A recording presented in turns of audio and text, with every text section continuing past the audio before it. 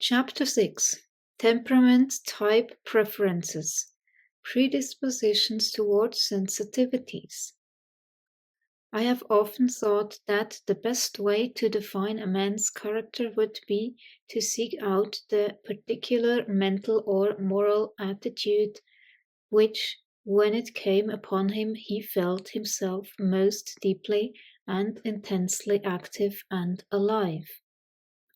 At such moments, there is a voice inside which speaks and says, "This is the real me." William James. There is very little difference between one man and another, but what little there is very important. Again, William James.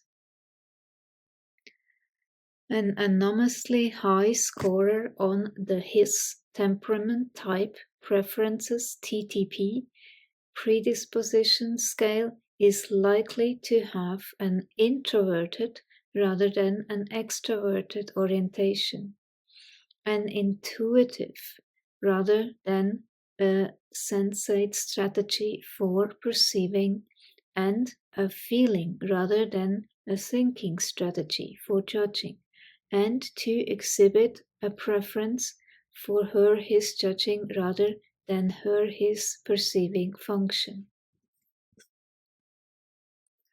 The Myers-Briggs Type Indicator. The Myers-Briggs Type Indicator MBTT and a variation thereof, the Kersey Temperament Sorter KTS, is a widely used personality test. The H.I.S.S Temperament Type Preferences (TTP) scale and the 4 subscales it encompasses are modeled on the MBTI and measure similar but not necessarily identical personality traits. Much of the discussion that follows is based on the research by others with the MBTI and KTS. Some is based on my own research with the H.I.S.S. Distinctions among the various test instruments may be blurred, especially since MBTI-KTS terminology will consistently be used for clarity, but since a strong correlation exists between KTS scores and H.I.S.S TTP scores, see Chapter 14, the findings and Appendix E, double-checking for additional information, this should not present a problem. The MBTI categorizes people according to 4 different sets of dichotomous variables. Its primary scales are continua between the extremes of each set, namely 1, an orientation toward either extroversion or introversion, 2, a perceiving strategy based on either sensation or intuition, 3, a judging strategy based on either thinking or feeling, and 4, an exhibited preference for either the perceiving function or the judging function. The underlined uppercase letters in these terms are the abbreviations commonly used to refer to each attribute. The various combinations of these 8 characteristics result in a total of 16 possible personality types.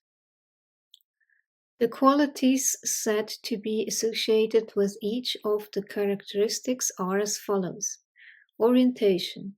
People who are oriented toward extroversion E are sociable, they value breath, are revitalized by contact with others, and experience loneliness in solitude. Those who are oriented toward introversion are territorial, they value depth, are drained by contact with others, and experience loneliness in crowds. Clearly, I am an introvert, although I do enjoy deep conversations one-on-one. Perceiving. People whose perceiving strategy is based on sensation S are practical and fact-oriented. They value perspiration, realism, and the past. Those whose perceiving strategy is based on intuition N are innovative and possibility-oriented. They value inspiration, oh yeah, speculation, and the future. So I am definitely an N. I know that because I have done the Myers-Briggs, but here again, confirmation, still true. Judging. People whose judging strategy is based on thinking T are objective and principle-oriented. Those whose judging strategy is based on feeling F are subjective and value-oriented. This is the only one of the variables with a gender bias. 60% of men prefer a judging strategy based on thinking, whereas 60% of women prefer a judging strategy based on feeling. Clearly, I am an F as well. Preference for function. People who prefer their perceiving P function over their judging J function try to keep options open, are process-oriented, and are motivated by the play ethic. Those who prefer their judging J function over their perceiving P function seek closure, are outcome-oriented, and are motivated by the work ethic. So I am a J here. The introverted intuitive in. The two most salient personality characteristics associated with being an anomalously sensitive person, A.S.P, appear to be an intuitive strategy for perceiving and an orientation toward introversion. Given that the ins, as in INFJ, which I am, INFP, INTJ, and INTP collectively are the types most likely to be A.S.Ps, not surprising. The ensuing discussion will focus primarily on them. All 10 A.S.Ps in the H.I.S.S reference group use an intuitive strategy for perceiving, and almost all are oriented toward introversion. 8 are introverts, 2 are ambiverts, and none are extroverts. Ins are a very small minority in the general population, collectively comprising only 4%, whereas antithetical types, the extroverted, sensate S-types, make up 56% of the population. Intuition's vital role with respect to A.S.P.ness is a result of its contribution to an individual's sensitivity, inspiration, and insight. An intuitive strategy for perceiving appears to go hand in hand with a high level of altered states of consciousness, ASCs, sensitivities, and, as was pointed out in Chapter 3, ASC sensitivities can be considered to be the hallmark of the ASP. The importance of introversion's role in ASP-ness has to do with its creating a sense of independence that buffers one against societal pressures toward conformity. Moreover, relative to the norm, Introverts tend to have elevated levels of stress hormones.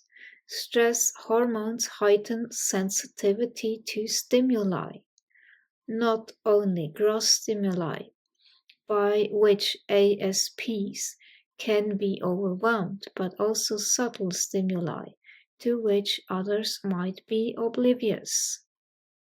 And that's the issue here. So, how do you explain subtle stimuli to people who are totally oblivious to them?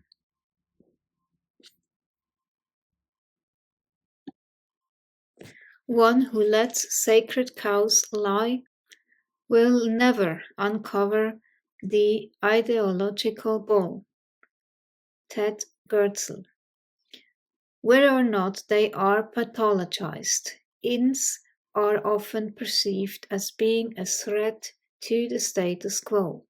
This is so because they tend to be intelligent and well educated, aware, insightful, intuitive, spiritual, and psychic, skilled in the metaphorical use of thought and language, excellent and persuasive writers, and highly charismatic, oriented toward truth, honor, integrity, and are unlikely to engage in activities involving the manipulation or deception of others, independent and seldom influenced by the opinion, approval, or disapproval of others, and non-conforming, unconventional, irreverent, iconoclastic, and anti-authoritarian.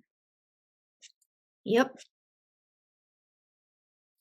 The implication of this for A.S.P.ness is that if an individual is both introverted and intuitive, whether with feeling or with thinking as a strategy for judging, that individuals exhibiting a preference for the judging function over the perceiving function is evidentiary of a motivation to achieve closure on stimuli arising in external or objective reality.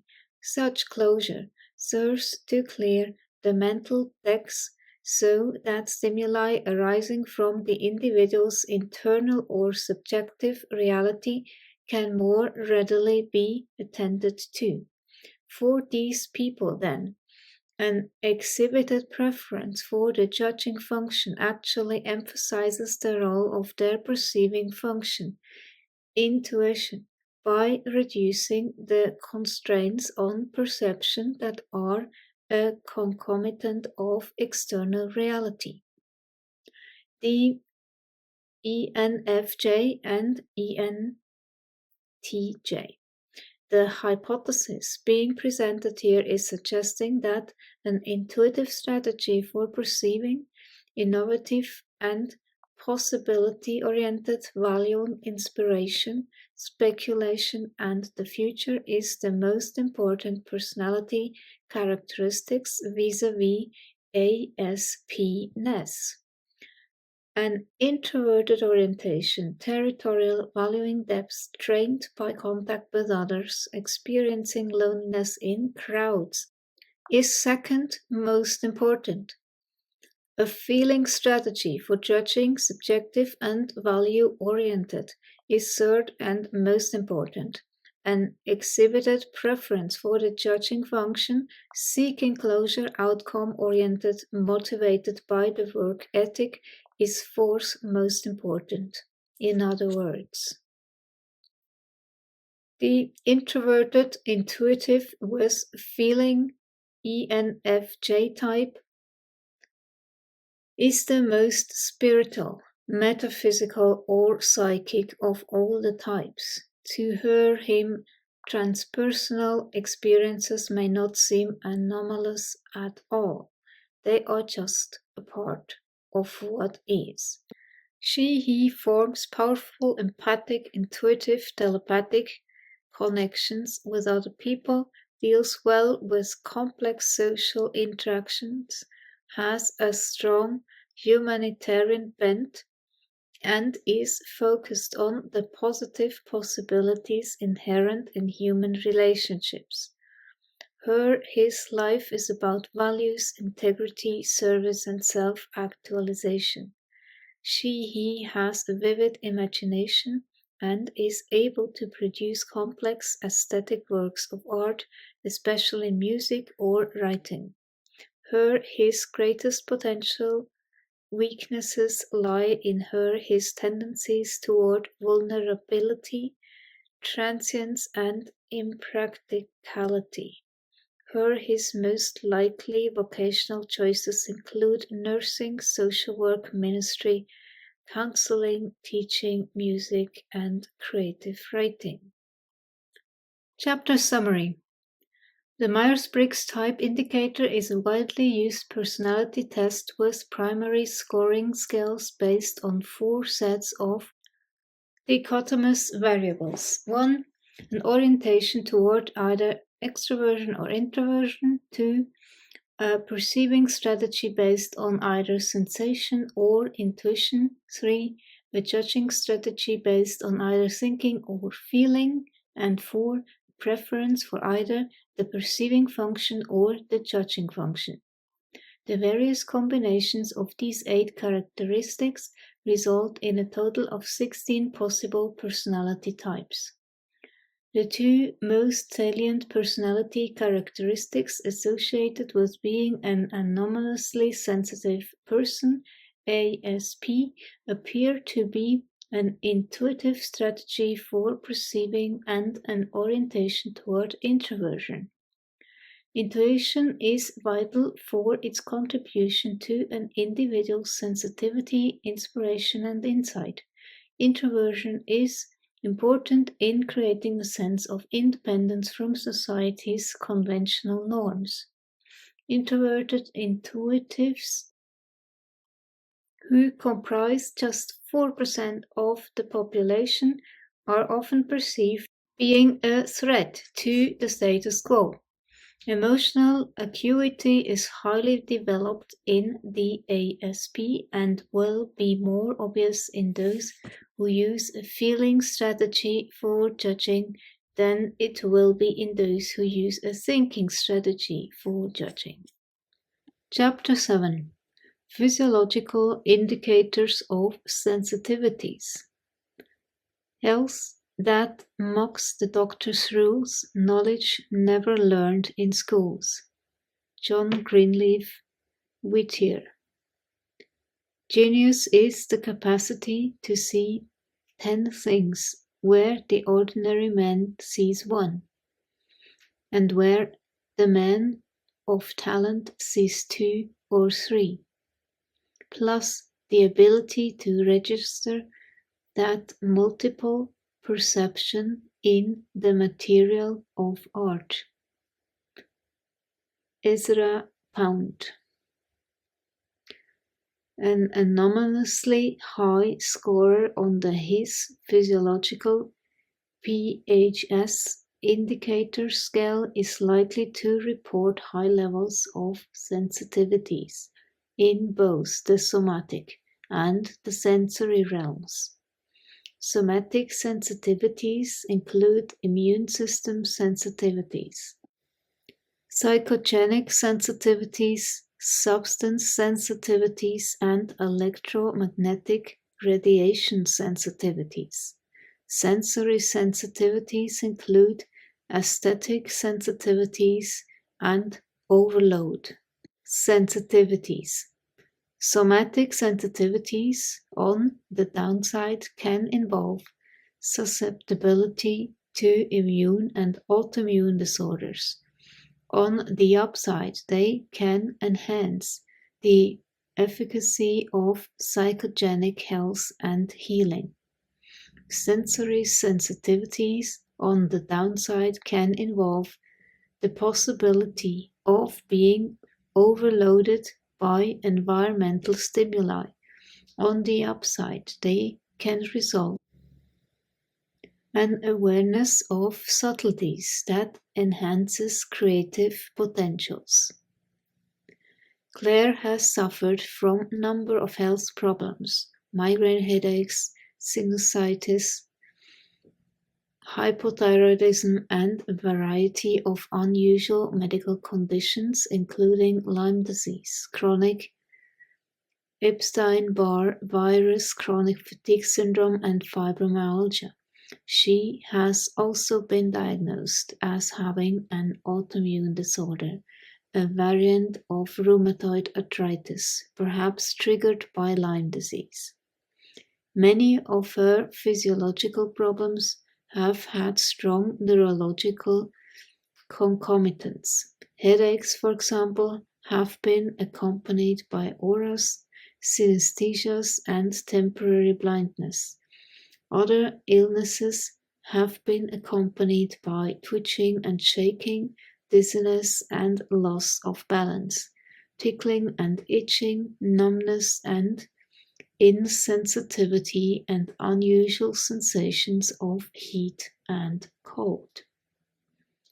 In addition to migraine headaches, she exhibits other physiological symptoms in response to psychological stress: asthma, hives, muscle spasms, and temporomandibular joint (TMJ) pain. She has had various allergic reactions, most notably to insect stings, and unusual reactions to both caffeine and alcohol. She is very sensitive to loud noises, bright lights, temperature, humidity, textures, tastes, and smells. Despite Claire's tendencies toward ill health, she also reports significant self-healing abilities. She seems to be inclined to think of those abilities as little more than two converse of becoming ill. Healing for her, she says, is principally a matter of attention and intention. Her very acute sensory abilities provide her with the ability to discriminate among the subtleties of various tastes, smells, textures, colors, and sounds.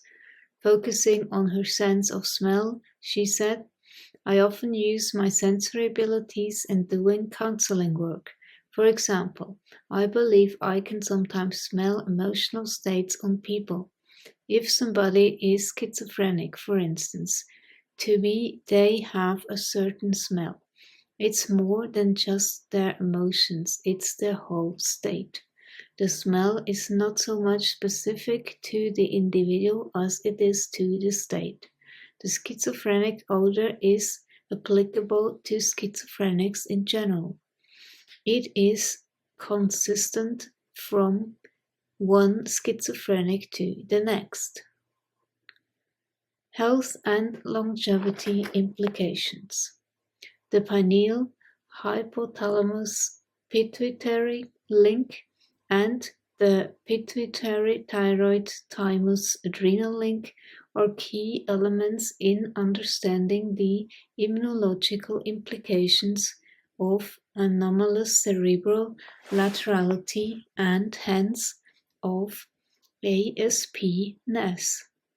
Many significant correlations between immune system dysfunctions and factors associated with ACL are well known. Consider, for example, that there is an increased frequency of allergies among stutterers, of celiac disease among autistic children, or just gluten intolerance, and autoimmune thyroid disorders in their parents, of migraine headaches among dyslexics and food allergies, and atopic disorders among hyperactive children. Consider as well that all three forms of skin cancer, basal cell carcinoma, squamous cell carcinoma, and malignant melanoma have an elevated frequency of occurrence among people who are hypopigmented. In ACL, the immune system appears to be both overactive and insufficiently differentiative, i.e., it has difficulty distinguishing between that which is self and that which is not self, between normal healthy tissue and other. The hallmark of ACL immune system dysfunction are allergies and autoimmune disorders. An overactive immune system in responding to antigens from outside the body, not self. Ragweed, for example, can result in an allergy. An overactive immune system in responding to antigens that are a normal part of the body, self, healthy tissues, such as joint cartilage, for example, can result in an autoimmune disorder, such as rheumatoid arthritis. However, what is completely left out here is the power of a certain way of eating, which is introduced by Natasha Campbell McBride in her Yellow Gaps Diet book. I found this very helpful because she was focused on autistic kids and she listed a lot of foods that she considered as not helpful for a sensitive gut. So I just wonder if we would have a proper study for all people who are highly sensitive and on the neurodivergent spectrum somewhere, if they would all start eating this way, if this would actually really help their health as it did for me and many others in our group.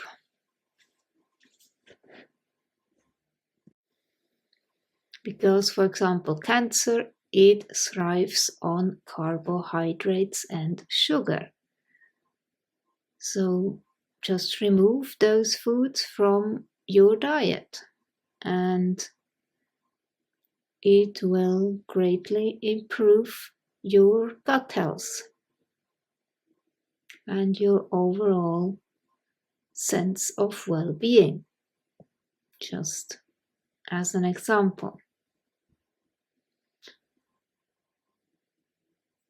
Anyway, many people with ACL appear to be suffering from an occult, difficult to diagnose syndrome characterized by a motley assortment of symptoms.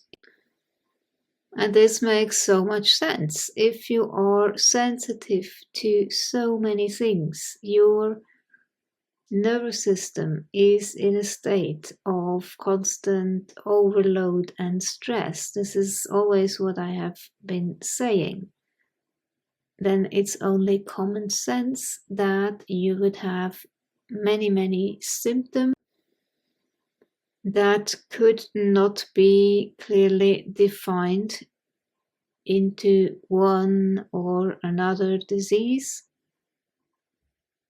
because these are all symptoms of overstimulation, stress, of a nervous system that is already stressed all the time. And then they just also can evaporate. when you relax.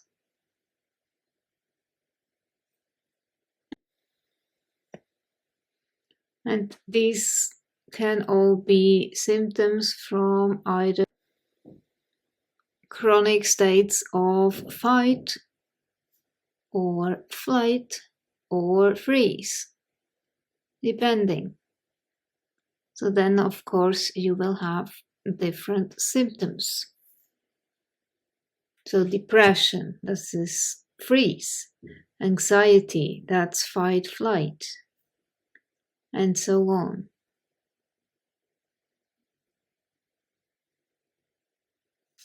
Those who have studied these symptoms in the context of the label Wilson syndrome claim that stress in those who are especially susceptible interferes with the function of the thyroid gland or any other, lowers the metabolic rate, disrupts enzyme function, and results in hypersensitivities. 80% of Wilson syndrome sufferers, they state, are women. Both hypopigmentation and Scotch, Irish, Welsh, Russian, or American Indian ethnic origins are associated with increased vulnerability. Those who are part Irish, part American Indian are said to be the most susceptible. Immune system problems obviously have an adverse effect on life expectancy, and there are a number of other factors associated with ACL that appear to reduce longevity as well. But again, here, what would happen if all those people would completely change their way of eating and go back, for example, the Native Americans, if they would go back to the ways they used to eat in ancient times? In short, the enormously sensitive person, A.S.P, is more likely than the norm to suffer both injuries and illnesses. Indications are, however, that the A.S.P might also have the potential ability to affect recovery from injuries and illnesses more readily and effectively than the norm. The A.S.P's facility with altered states of consciousness sets the stage for self-healing abilities, for effective psycho-neuroimmunological functioning. No, it's not the placebo effect.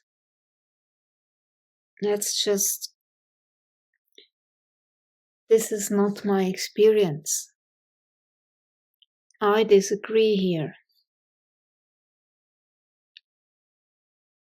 The body's natural self-healing powers are always there.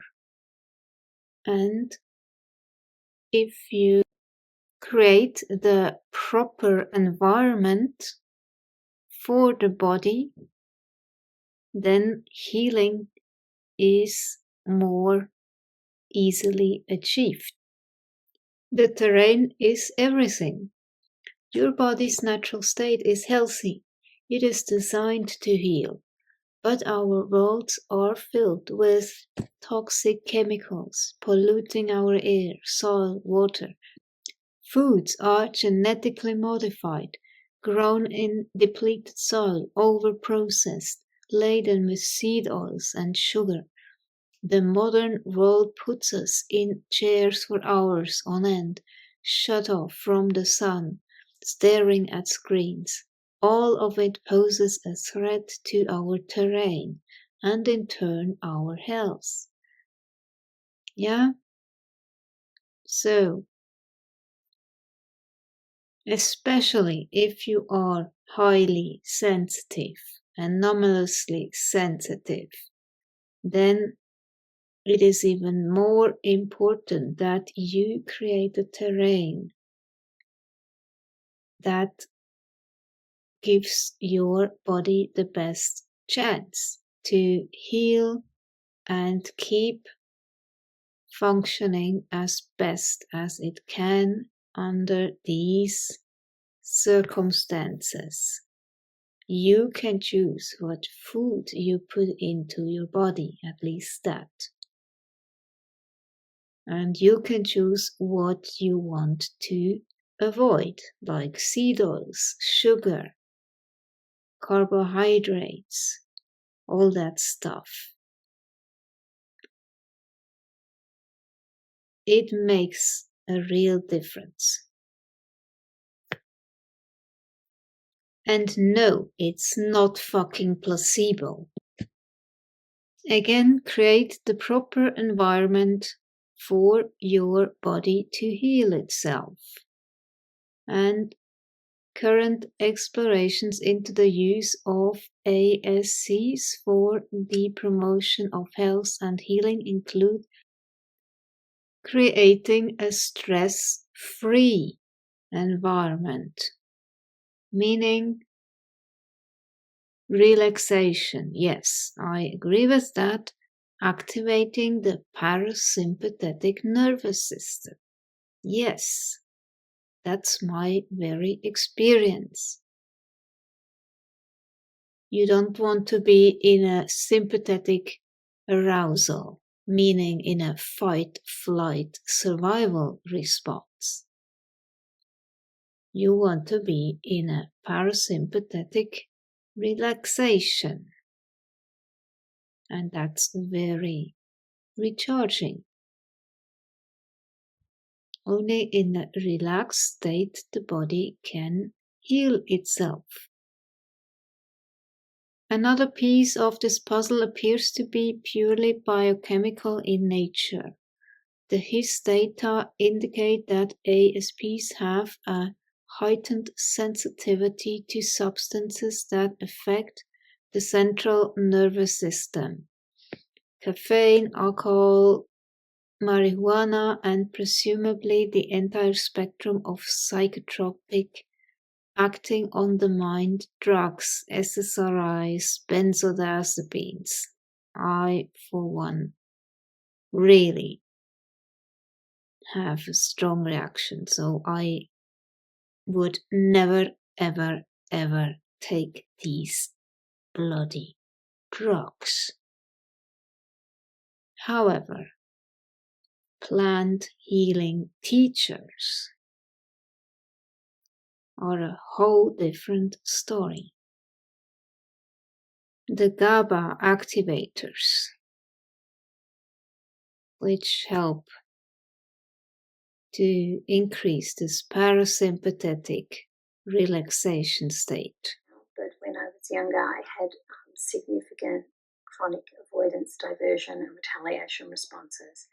And these developed, I guess, not only in relation to an environment that I found extremely challenging, but because I was somebody who was face blind, who was meaning deaf, who had disconnectedness from my body, couldn't perceive my body as a joined together whole, who would get all other and lose self, get all self, lose other, and find it jolting when people tried to connect directly. Who, when the closer people became, the more that they were in bits, the further they were away, the more that they were whole. And so I found it significantly overwhelming to have people directly interacting with me. The more that they interacted with me, the longer their strings of blah, the more meaning deaf I would become as I progressively fell behind in the ability to try to keep up with speech. So there were very good reasons.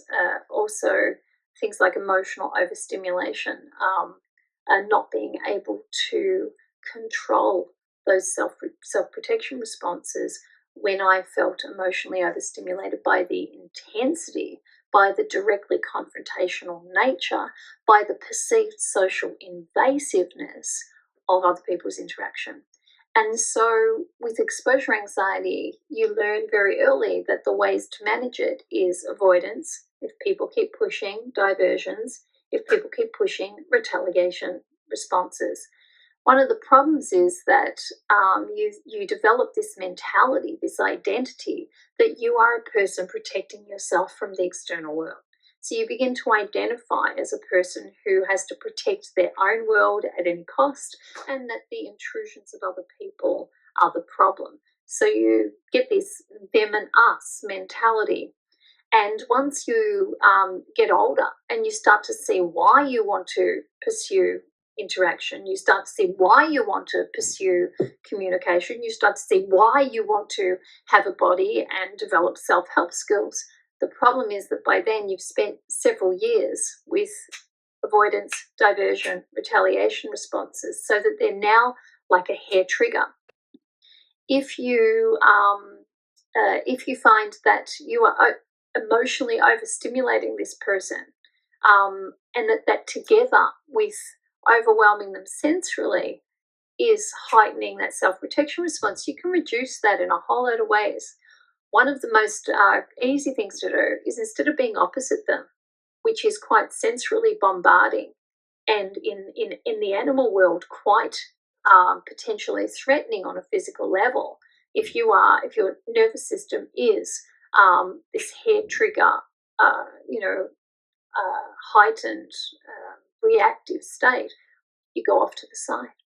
Instead of interacting with them directly, which in their state can be taken as socially invasive, no matter how much they want it interpersonally. Instead of interacting with them directly, if you interact through the object and the issue instead of the person, the heat comes off and they can relax. Watch how many autistic people interact with each other. They do so in parallel via an object. When they do tend to bombard each other directly, one will tend to start tuning out the other and becoming indirectly confrontational. So take that as your language. Adapt to your behavior. Keep things small doses. If you always push the interaction to the point that the person went into avoidance, diversion, retaliation, you reinforce the lesson that the world will always overdose them. The world will always force feed them with interaction. You want to turn that around. You want to so leave them with the constant experience that they had been left wanting more, that sets up a competition with their identification with their self-protection mechanisms. How could that stuff be protecting them when the world was not overwhelming?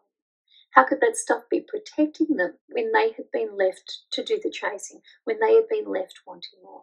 So play hard to get, keep things small doses, always leave them wanting more. Work in parallel, address the object and issue, not the person.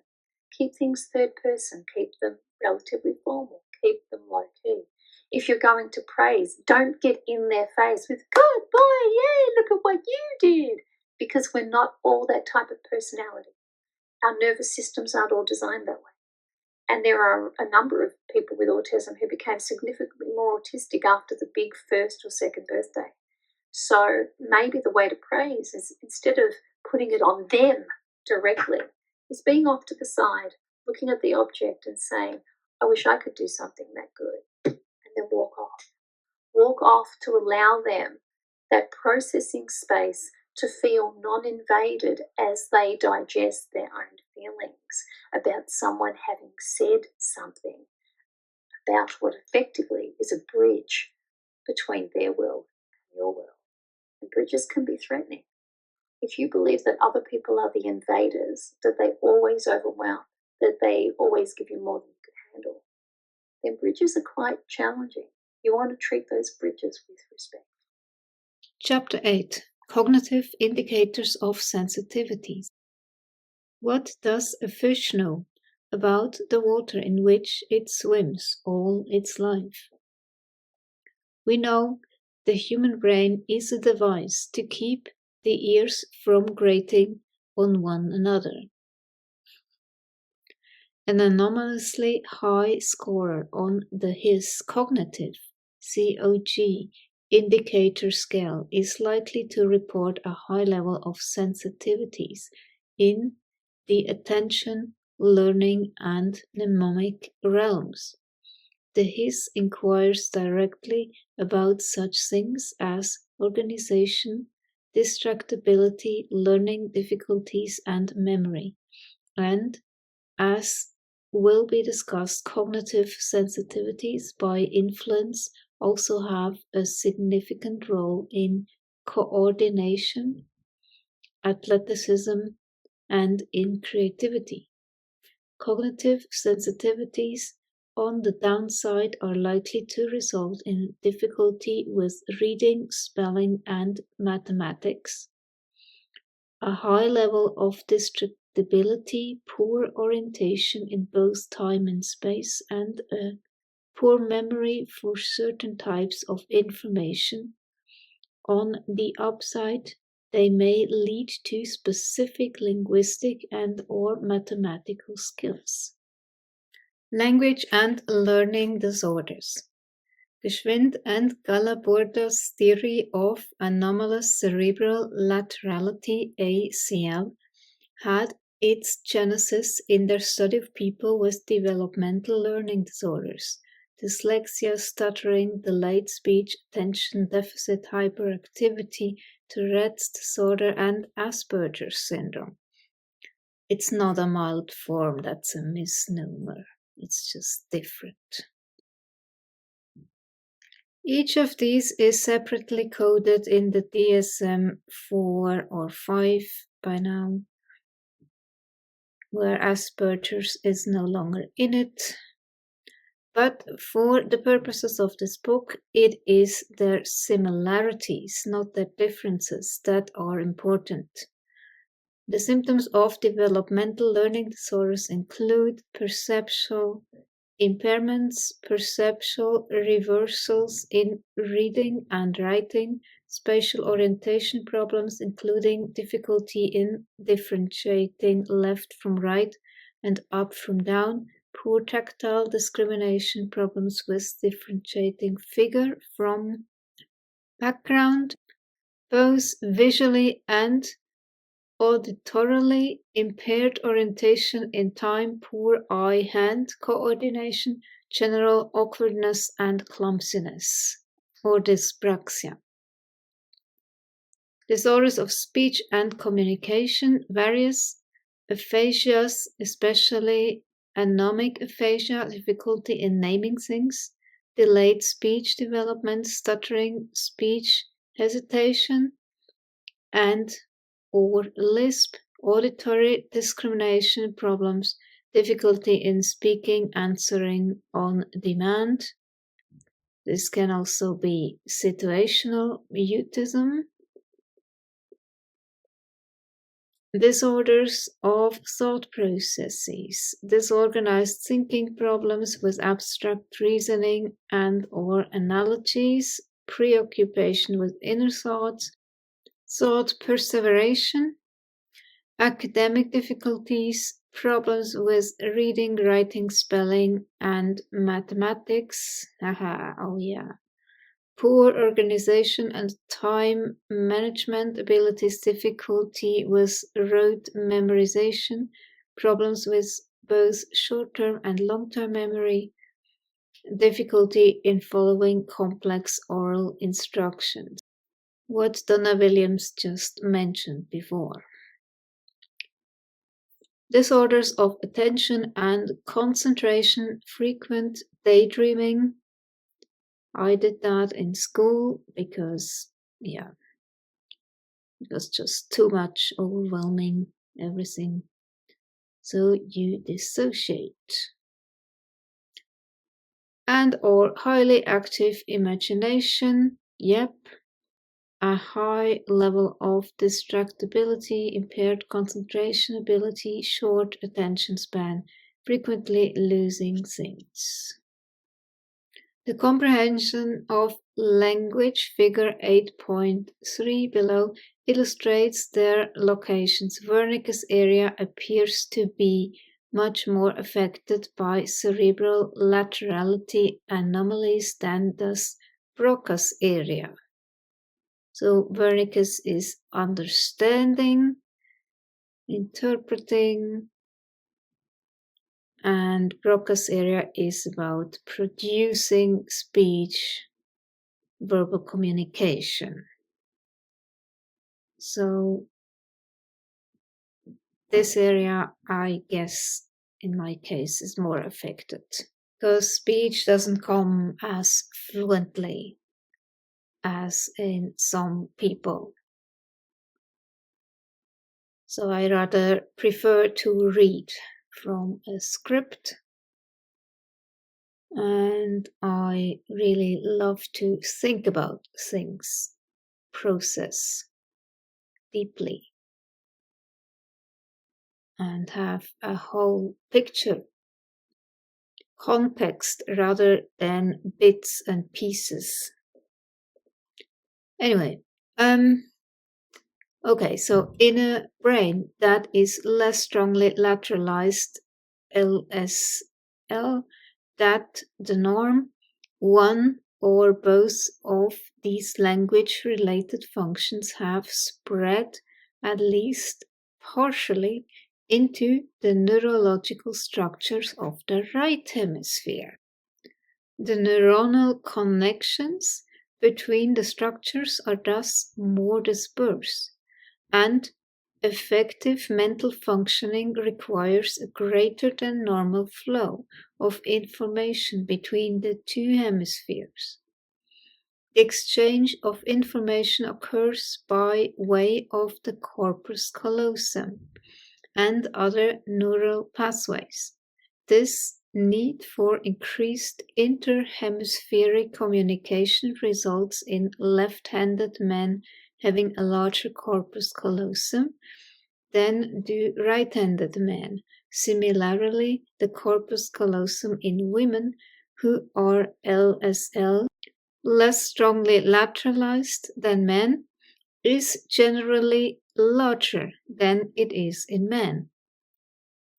Despite increased inter-hemispheric communication, greater dispersion of the neurological structures associated with language apparently reduces the overall efficiency and effectiveness of neuronal connectivity.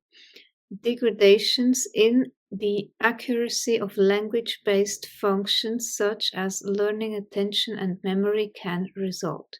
Moreover, the spreading of the language function into the right hemisphere tends to be accompanied by a weakening of visuospatial skills, which are normally associated with the right hemisphere.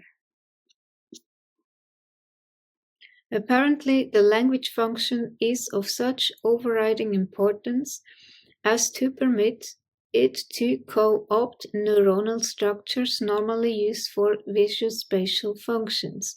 All of this is further complicated by paradoxes. While learning disorders can accompany a LSL brain, so too can genius.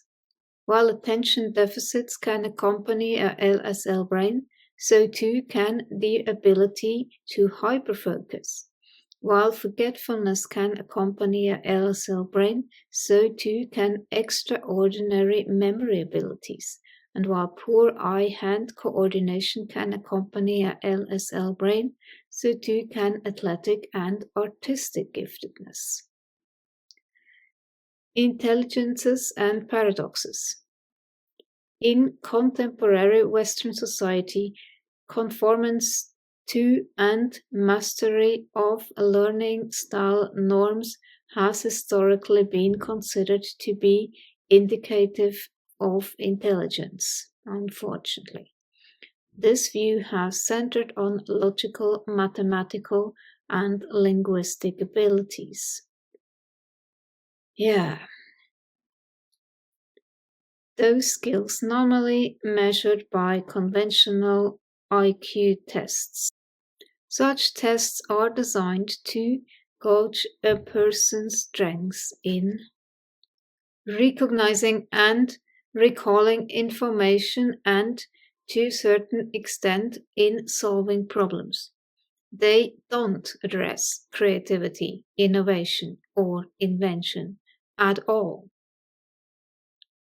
Thus, they measure the weaknesses as opposed to the strengths of those with LSL brains.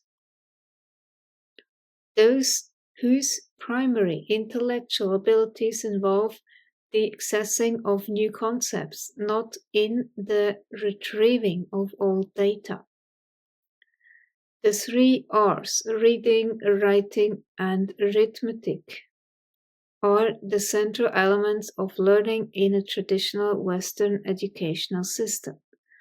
Not only are children required to learn the 3 R's, they are required to learn them in a specific way.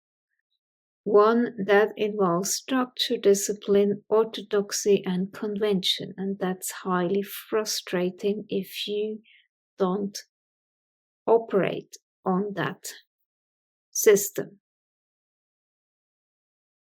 You are at a high disadvantage because this rigid system discriminates against you.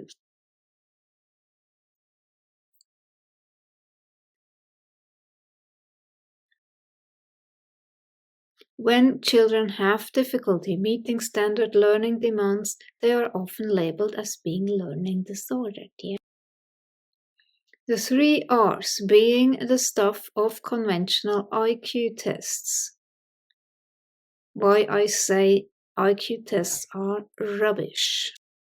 Because they only test one side of the brain, the left hemisphere capabilities. An IQ test should actually test both hemisphere abilities, left as well as right hemisphere together. Then you could properly establish the overall intelligence of a person, get the whole picture, much better than just one side of it. So typical for our society to compartmentalize, to dissect.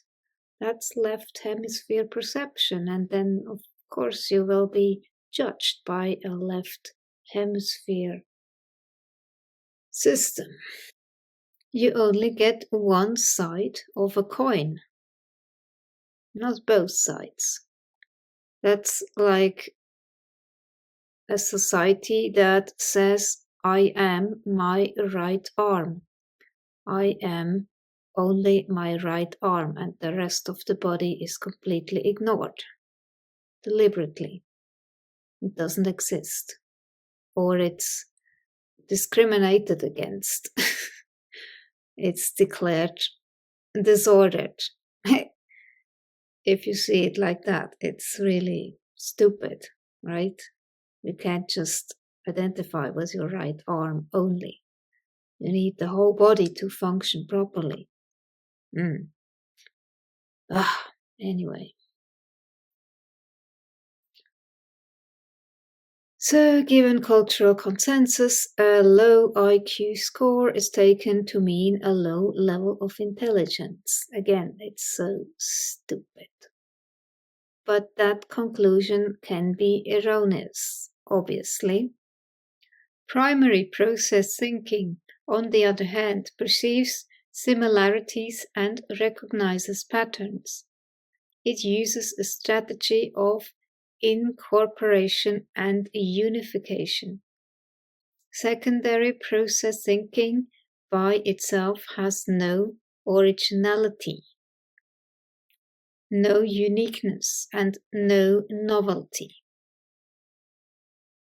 Primary process thinking by itself has no way of distinguishing whether perceived patterns are real or imagined, nor of determining if they have any utility. Each of these two thinking processes has its own strengths and its own weaknesses, and increased proficiency in one is often accompanied by a comfortable deficiency in the other. Yeah, so we need both hemispheres, left as well as the right, not just the left. Tertiary process thinking is the theoretical ideal. In tertiary process thinking, the full range of human intelligences can manifest in a useful and productive form.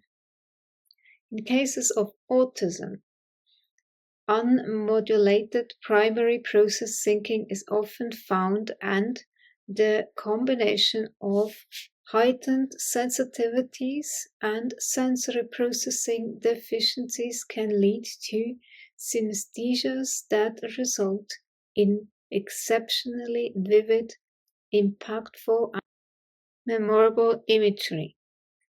Paradoxically, there is a certain amount of creative giftedness among autistics and among their biological relatives as well. Joseph Chilton Pearce in The Crack in the Cosmic Egg describes this type of thinking clearly and does so without pathologizing it. Autistic thinking involves using a mode of mind strongly suggestive of early childhood. It is an unstructured, non-logical, but not necessarily illogical, whimsical thinking that is the key to creativity. It involves unconscious processes, but is not necessarily unconscious. Autistic thinking is indulged in, or in some cases happens to, one in ordinary conscious states. Yeah. The autistic is a kind of dream world mode of thinking. Yes, that's so well put. This left-handed thinking is nevertheless a functional part of reality formation. It is an autonomous, self-contained kind of thinking that makes no adjustment to the world of other things or other thinkers. But it must have its materials from this other source. Autistic thinking includes conscious imagination and apparently unconscious processes, and so offers a label for a wide range of similar phenomena. The creative aspect of autistic thinking is not controllable and cannot be duplicated by a computer, for the autistic mode adds something not in the given context. There is a catalytic quality in autistic thinking that gives more than the sum of all the parts, suggesting and bringing about the new possibility. This autistic thinking catalyst is not one's personal thinking, rather it happens to a person. Autistic thinking is unambiguous. To the mind in this state, all things are possible, all postulates are true. And that might again be compared to the flow state or the altered states of consciousness, non-ordinary states of consciousness, all of that. Since most people's thinking, most of the time, is secondary process thinking, that is what is considered normal. Primary process thinking is not. Whether primary process thinking is viewed as madness or as genius depends largely on the degree to which it is tempered by secondary process thinking. In other words, the degree to which it is converted to tertiary process thinking. The insane person directs his life according to the unusual tenets of primary process thinking. The creative genius uses those tenets in a controlled manner, generally modifying them according to more conventional norms. People whose tertiary process thinking is especially well developed can be found among the ranks of mathematicians, physicists, architects, chess players, musical composers, writers, artists, and the like. Some names that come to mind are Michael Faraday, Frank Lloyd Wright, Ludwig van Beethoven, Frédéric Chopin, Aldous Huxley. Aldous Huxley also described his mescaline experience, and he talked about the reducing valve, which is exactly that, the tempered perception of the left hemisphere. And when that reducing valve is opened, you move over to the other perception of the right hemisphere, or so-called dream state consciousness. The fact remains, however, that tertiary process thinkers, especially if they are creative geniuses, are different from the norm, and no matter how important their contribution to society might be, there exists a tendency to label them as eccentrics. Yeah, obviously. The arrogance of the left hemisphere thinkers, because they believe they are intelligent, not realizing how actually stupid and limited they are in comparison to those people who use both hemispheres. It's common sense. There is so much more if both hemispheres are involved and operating together, not just one, and the other one ignored, split off. And Ian McGilchrist describes this in his books, especially Master and His Emissary. The right hemisphere being the master, left hemisphere being the emissary, but always believing it is the master. Many of history's creative geniuses have indeed had notable eccentricities. Consider, for example, the absent-minded professor manner of Sir Isaac Newton or Albert Einstein, the social inappropriateness of Wolfgang Amadeus Mozart or Bobby Fischer, and the obsessive-compulsive behavior of Howard Hughes. Creativity is extremely difficult to define and almost impossible to quantify. As the term is generally used, it has to do with inventiveness, with imagination, and with combining old things in new ways. I abandoned my attempts to develop a creativity skill in early versions of the H.I.S.S when it became clear that the creative process involves all of the sensitivities measured by the second-level H.I.S.S scales, physiological sensitivities of the sensory sort, cognitive sensitivities having to do with tertiary process thinking, emotional sensitivities, both interpersonal and interpersonal, altered states of consciousness sensitivities, especially association and transpersonal experiences sensitivities, artistic muses being one form of spirit guide.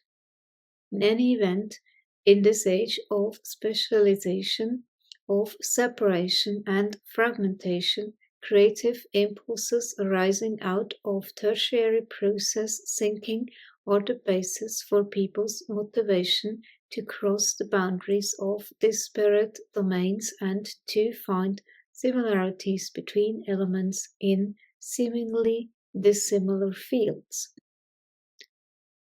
Yeah, getting the whole context, the bird's eye view, seeing everything, the whole picture, not just bits. That's actually right hemisphere perception, zooming out of the microscopic view, more of the macroscopic view, but then again, you have to zoom back in, but not totally, just somewhere in the middle, so that you have both the detail as well as the whole picture. Only then can you make decisions based on both the perspectives, the microscopic as well as the macroscopic. And then, of course, you will see the overlaps between those different categorizations. By so doing, they are able to make substantive, unique contributions to society. A number of writers have offered lists of the traits and characteristics common to creative people. Each list has its strengths and each has its weaknesses. The list presented below is the synthesis of the lists suggested by others. Creative people exhibit sensitivity, perceptiveness, awareness of and responsiveness to subtle stimuli, emotional acuity, ability to transcend the content and meaning of perceptions, independence, ego strengths. I don't agree with ego strengths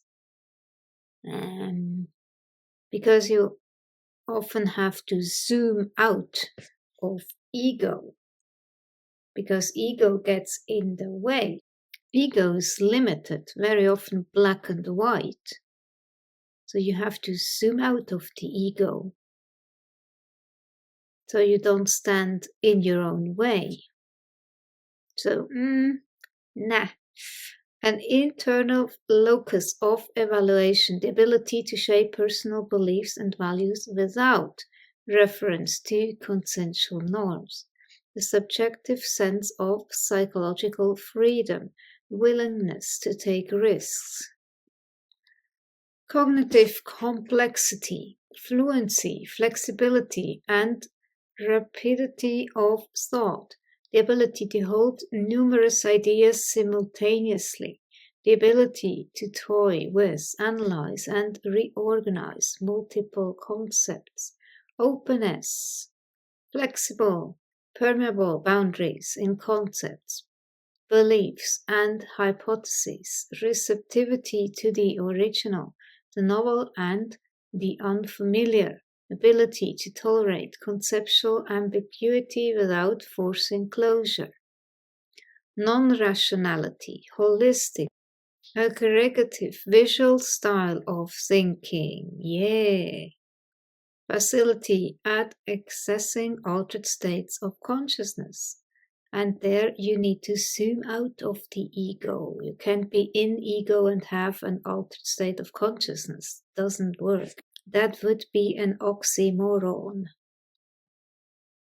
And it is well known that people who have experienced altered states of consciousness have experienced so-called ego death.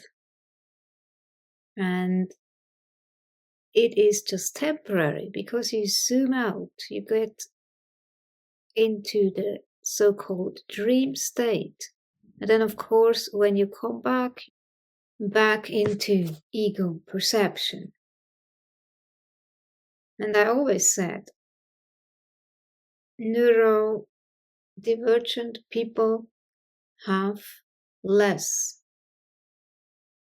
ego perception, very often so, because they are not so dominant in left hemisphere thinking. Well, of course, you can never generalize. But definitely you can say accessing an altered state of consciousness, a dream state, that is egolessness, ability to transcend self, not self, differentiation. That's what the ego does. And when you zoom out of the ego, you do that. There's no longer self and other, good or bad. It's just whole, the whole picture. Ability to access primary process motivations and imagery, intuitive and spiritual orientation. Earlier in this chapter, it was stated that the language function is apparently of such overriding importance that in brains less strongly lateralized LSL than the norm, the language function is likely to co-opt neuronal structures normally used for visuospatial functions. This co-opting can then lead to a degradation of visuospatial abilities that often result in poor eye-hand coordination and general awkwardness or clumsiness. This presents another paradox. While left-handers who presumably have LSL brains generally do worse than right-handers on tests of visuospatial skills, artists and athletes, both of whom need superior visuospatial skills, have an elevated incidence of left-handedness. Apparently, the anomalous neuronal connections in LSL brains are such as to create two groups of individuals, one whose visuospatial skills are degraded and the other whose visuospatial skills are enhanced. The resolution to this paradox may involve the way in which the self-not-self differentiation strategy of those with LSL brains differs from the norm, specifically their use of the incorporation style, as opposed to the separation style of perception. Support for this explanation is found in anecdotal data from studies of baseball players that show brown-eyed players to be better batters than blue-eyed players. Blue-eyed suggests hypopigmentation, and it will be remembered hypopigmentation is associated with ACL, which suggests a LSL brain. On the other hand, the eye color finding does not hold true for baseball pitching, and the strengths of non-right-handed pitchers are legendary. What might be going on is this. In batting, the action required is one of response, and in order precisely to locate and respond to a moving object in space, one must be able to perceive that object as being entirely separate from oneself. It is not enough to think we, the object, and I are here.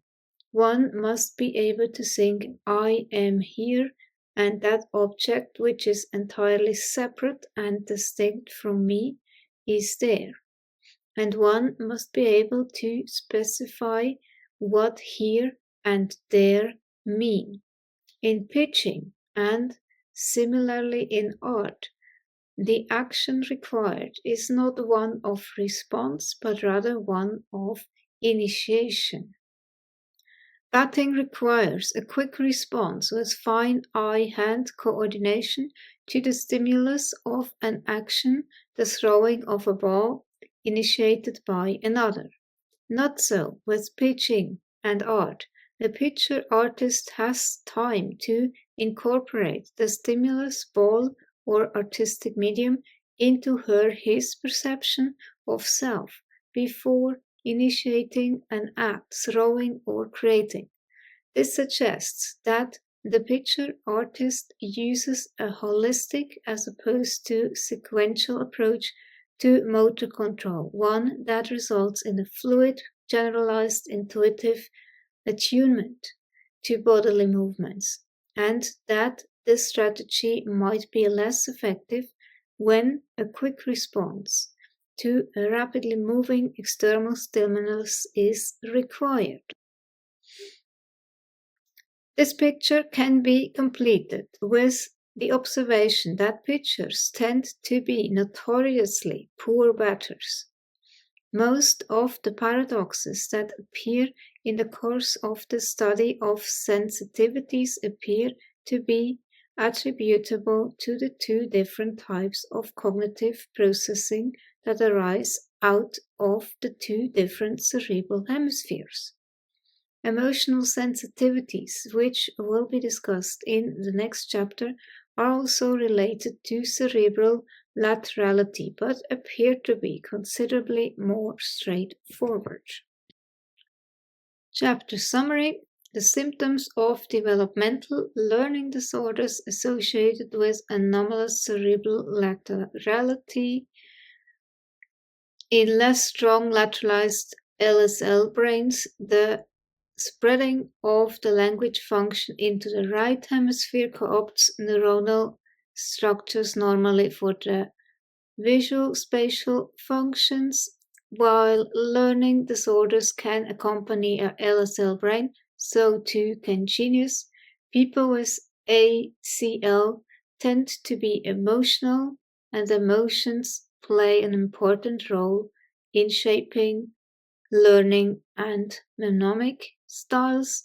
Traditional IQ tests in measuring cortical strength associated with the left hemisphere measure the weaknesses of the anomalously sensitive persons, A.S.Ps.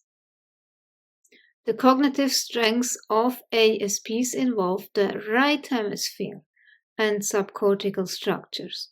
Left hemisphere thinking uses a strategy of separation and differentiation and is spoken of as secondary process thinking. Right hemisphere thinking uses a strategy to incorporation and unification and is spoken of as primary process thinking.